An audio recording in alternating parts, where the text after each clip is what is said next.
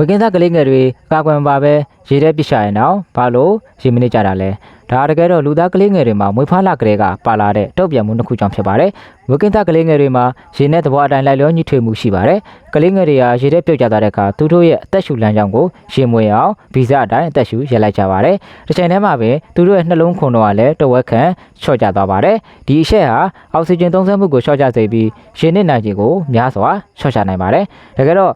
ရေထဲမှာရှိနေတာသူတို့မိခင်ရဲ့တိမ်ထဲမှာရှိတဲ့ရေမပြုံထဲကိုပြန်ရောက်သွားသလိုမျိုးခံစားရပါတယ်ဒါကလေးငယ်အတွက်ရေနီးပြီးသားခံစားရတဲ့ပေါင်းကျင်တစ်ခုကြောင့်ဖြစ်ပါတယ်ဒါကြောင့်လဲကလေးငယ်တွေကရေထဲမှာပြုတ်ကျသွားရင်တော့မငိုတာထိတ်လန့်ခြင်းမရှိတာတွေဖြစ်တတ်ပါတယ်